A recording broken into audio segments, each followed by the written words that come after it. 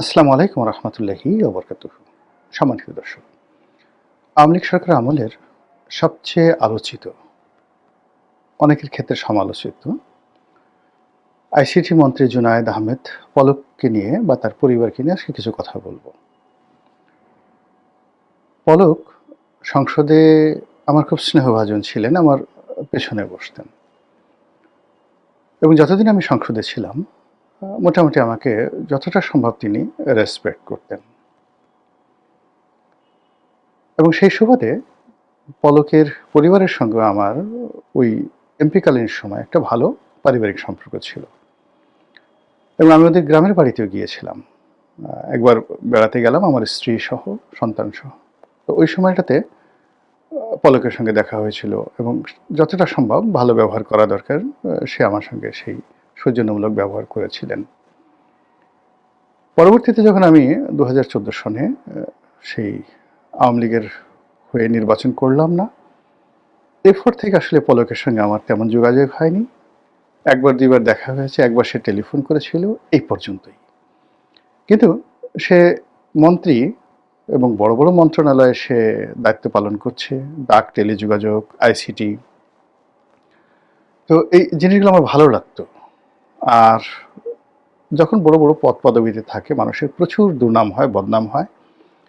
পলককে নিয়েও সেই ধরনের যে কথাবার্তা যখন আমি শুনতাম, আমি এগুলো করতাম না। এর কারণ হলো যে আমি যখন রাজনীতিতে ছিলাম আমাকে নিয়েও নানা রকম কথাবার্তা হতো, যার সঙ্গে কোনো বাস্তবের মিল থাকতো না। যাই হোক, পলক গ্রেপ্তার হলো, জেলে গেল। তারপর জেলে যাওয়ার পর সঙ্গত কারণে আমি তার ব্যাপারে উৎসাহী হলাম। আর জেলে যাওয়ার আগে আমি একটু বিরক্ত হয়েছিলাম তার ব্যাপারে। বিরক্ত হয়েছিলাম এই কারণে যে একেবারে সেই জুলাই আগস্ট মাসের ওই সময়টিতে সে আমাকে নিয়ে একটি বক্তব্য দিয়েছিল যে গোলাম মোল্লা রনি এরকম উল্টাপাল্টা কথাবার্তা বলছে, ইত্যাদি ইত্যাদি নানা রকম। তখন ওটাকে আমি খুব প্রতিবাদ করেছিলাম। এরপরে যখন সরকারের পতন হলো, পলক জেলে গেল, আই ফরগেট ইট যে এটাও একান্ত হয়ে গেছে। পরবর্তীতে যখন সেই সরকারের পতন হলো, তো একদিন পলকের স্ত্রী টেলিফোন করলেন আমাকে, তার নাম কণিকা। তো ফোন করে বললেন যে, রনি ভাই, আমি কণিকা বলছি, আছি এখন ইংল্যান্ডে। আমি বললাম যে, বলো বোন, কী হয়েছে তোমার, ইত্যাদি ইত্যাদি। বলে যে, না, আসলে পলক এর পক্ষ থেকে আমি মাপ চাচ্ছি। পলক আপনাকে অনেক শ্রদ্ধা করতেন। তারপর সেই ক্ষমতার শেষ সময়টিতে পলক এই আপনার সম্পর্কে একটা কথা বলছেন, এটা নিয়ে আমরা, মানে আমি বিশেষ করে, পলকের স্ত্রী বললেন যে, আমরা পলককে জিজ্ঞাসা করেছি, এই কথা কেন তুমি বলেছো রনি ভাই সম্পর্কে। তো পলক বলে যে, আমি বলিনি, এটা মূলত আসলে গোয়েন্দা সংস্থা থেকে বলতে বলা হয়েছে, আমি শুধুমাত্র কন্ট্যাক্ট করেছি। এনিওয়ে, এরপর থেকে মাঝে মধ্যেই পলকের স্ত্রী ফোন দেন, কথাবার্তা বলেন এবং যেটা বলার চেষ্টা করেন যে পলক মূলত আপাতমস্তক একজন সৎ মানুষ এবং অনেকটা সহজ সরল প্রকৃতির। তার বিরুদ্ধে যে বদনামগুলো আছে, টাকা পয়সা, দুর্নীতি, অনিয়ম যা কিছু হচ্ছে, নারী কেলেঙ্কারি থেকে শুরু করে যা কিছু হচ্ছে, মানে সব তিনি বলতে পারেন না, কিন্তু টাকা পয়সার যে বিষয়গুলো, যেমন নুসরাত ফারিয়াকে নিয়ে, তাকে নিয়ে যে সকল কথা হয়, তার যৌনতা নিয়ে কথাবার্তা হয়, তো স্ত্রী হিসেবে এই কথাগুলো তিনি বলতে পারেন না, কিন্তু অর্থনৈতিক যে বিষয়গুলো আছে সেই বিষয়গুলো নিয়ে তিনি সরাসরি বলেন যে, না রনি ভাই, পলক জীবনে কোনো অন্যায় করেননি।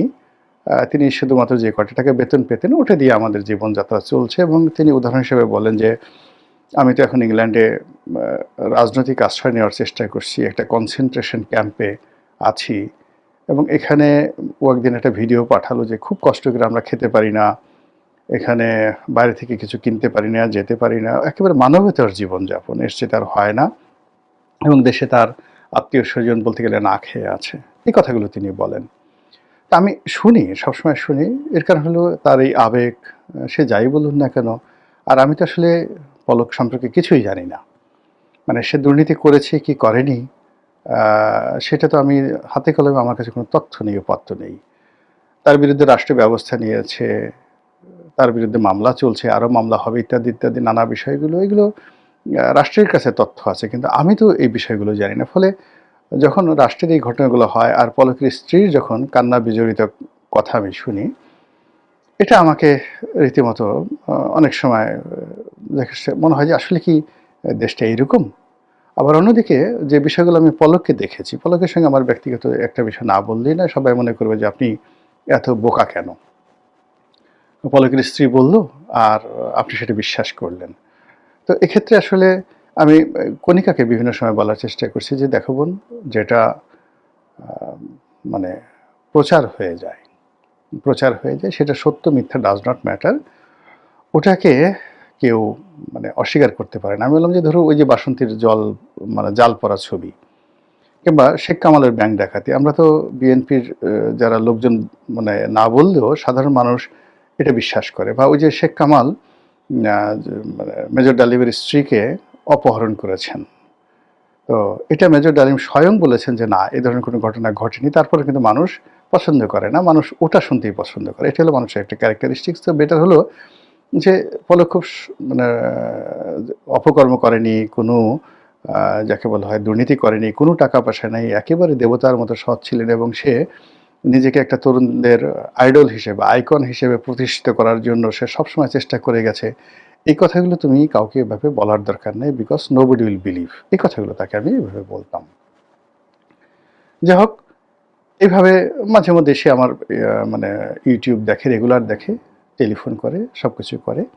তো পলকের সঙ্গে আমার যে ব্যক্তিগত সম্পর্কটা কতটা নিবিড় ছিল, সেটা হলো সে সত্যিকার অর্থে আমাকে বড় ভাই হিসেবে সম্মান করত এবং সম্মানটা ওই পর্যায়ে ছিল যে একদিন সে ২০০৯ সনে সে আমাকে খুব দুঃখ করে বলছিল যে, "রনি ভাই, আমি তো খুব বিপদের মধ্যে আছি। আমি তো এলাকায় যেতে পারছি না। মারামারি, কাটাকাটি, জেলা শহরে যেতে পারছি না। অনেক প্রতিদ্বন্দ্বী হয়ে গেছে। লোকজন আজে-বাজে কথাবার্তা বলছে।"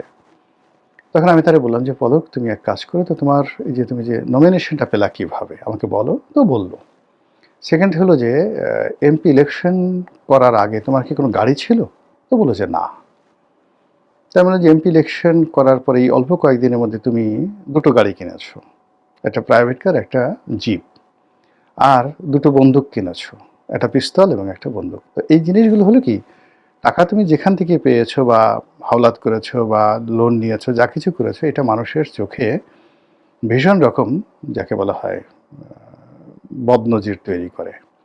এবং তুমি ওই এলাকাতে তোমার যে এমপি, তার সাথে তুমি টিআর কি তো এলাকার তোমার যে টিওনো, পিআইও, তো সেখান থেকে যদি তুমি একটি টাকাও টিআর, কাবিখা এই সমস্ত জায়গা থেকে নিয়ে থাকো, কমিশন নিয়ে থাকো, তাহলে এটা কিন্তু ১০ মুখে দুর্গন্ধের মতো ছড়াচ্ছে এবং ওই অফিসাররা সেই কথাবার্তাগুলো সবার কাছে বলে দিচ্ছে। তো এই কথা বলার পরে সে একেবারে চুপ হয়ে গেল। তারপর বলল যে, "আমার এখন কি করা উচিত?" তখন আমি তাকে সান্ত্বনা দেওয়ার জন্য বললাম যে, আ "তুমি একদিন মন্ত্রী হবে। খুব দ্রুত একদিন মন্ত্রী হবে এবং মন্ত্রী হওয়ার পর তোমার এই সমস্যাগুলো থাকবে না। সব মানুষ তোমার পিছে, পিছে ছুটতে থাকবে।" এবং ওটা নিয়ে এত খুশি হলো, বলতে গেলে আমাকে সালাম করেছিল কিনা আমি বলতে পারব না। কিন্তু আমাকে ও বলল যে, "রনি ভাই, আমার এত ভালো লাগছে। আপনি যদি অনুমতি দেন, আমি আসলে স্মোক করি। আমি আপনার সামনে একটা সিগারেট খেতে চাই।" তো আমি বললাম, "আচ্ছা, ঠিক আছে, লেটস গো।" তো দাঁড়িয়ে, দাঁড়িয়ে সে খুব আনন্দিত হয়ে সে ওই সংসদ ভবনের সামনে একটা সিগারেট খেলো আরকি। এই হলো রিলেশনশিপ। তো সে মন্ত্রী হয়েছে, যা কিছু হয়েছে, কখনই তার সঙ্গে আমার ওই ধরনের কথা হয় নাই। বরং মন্ত্রী হওয়ার পর একদিন টেলিফোন করে আমার কোম্পানিতে একজনকে চাকরি দেওয়ার জন্য একটা সুপারিশ করেছিল। তো আমি বললাম যে, "এই মুহূর্তে আসলে আমার লোকের দরকার নাই।" তো সম্প্রতি যেটি হলো, একটা আ ভিডিওতে একটা ভিডিওতে আমি যেটা বলার চেষ্টা করছি যে, শেখ হাসিনা কিছু মানুষের জন্য দুর্নাম এবং বদনামের শিকার হয়েছেন। এখন এই মানুষগুলোর অপকর্মের সাথে শেখ হাসিনা জড়িত ছিলেন বা ছিলেন না, ডাজ নট ম্যাটার। বাট বদনাম হয়েছে। আবার একই সঙ্গে সজীব ওয়াজেদ জয় কিছু মানুষের জন্য তিনি নিন্দিত হয়েছেন।